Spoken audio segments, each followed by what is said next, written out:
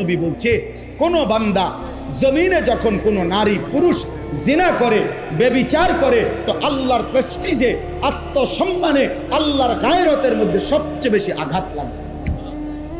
মালিক আমার বেশি গুসা হয়, মালিক আমার বেশি রাগ হয়। এই জন্য গুসার কারণে নবী বলছেন, আল্লাহই তো বিধান, এই জন্য বলছে, বন্ধু বন্ধু